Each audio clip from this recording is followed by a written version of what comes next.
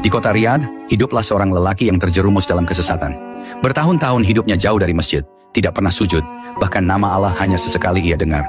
Setiap malamnya dihabiskan dengan begadang bersama teman-temannya, bercanda tanpa arah, sementara istrinya yang setia menahan sepi di rumah. Hanya Allah yang tahu bagaimana beratnya batin sang istri. Hingga nasihatnya sudah tak lagi digubris, sebab hati sang suami yang telah mati. Suatu malam, tepat pukul 3 dini hari, lelaki itu pulang ke rumah. Ia melihat istri dan putri kecilnya sudah terlelap tidur. Namun ia memilih masuk ke kamar sebelah untuk menyalakan video dan larut dalam tontonan yang haram. Di saat ia asyik dalam maksiat, pintu kamar terbuka perlahan. Dari balik pintu, muncullah putri kecilnya yang belum genap 5 tahun.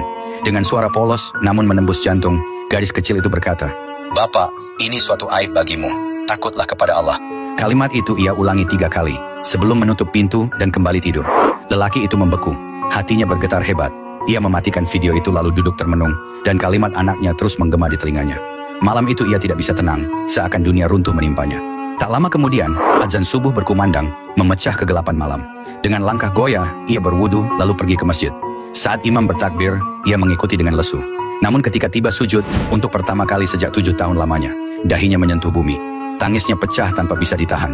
Air mata itu membersihkan hati yang lama tertutup. Dalam sujud itu, ia merasa kegelapan yang menjeratnya perlahan luruh, digantikan cahaya iman yang menyelinap masuk ke jiwanya. Seusai sholat, temannya heran melihatnya datang lebih awal.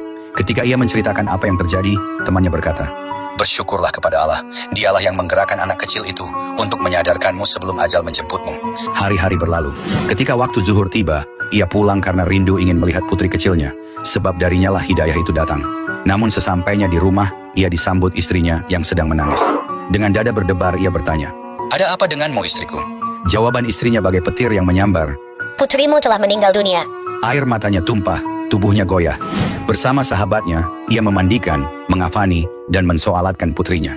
Saat hendak dimakamkan, sahabatnya berkata, "Tidak ada yang pantas memasukkannya ke liang kubur, kecuali engkau." Dengan air mata bercucuran, ia mengangkat putri kecilnya, menurunkannya ke dalam liang kubur. "Aku tidak menguburkan putriku," lirihnya dalam hati, "tapi mengubur cahaya yang pernah menerangi jalan hidupku." Sungguh, barang siapa yang meninggalkan sesuatu karena Allah, maka Allah akan menggantinya dengan yang lebih baik. Dan sungguh, anak kecil itu bukan hanya buah hati bagi orang tuanya, tetapi juga utusan kasih sayang Allah untuk menyelamatkan jiwa yang hampir binasa.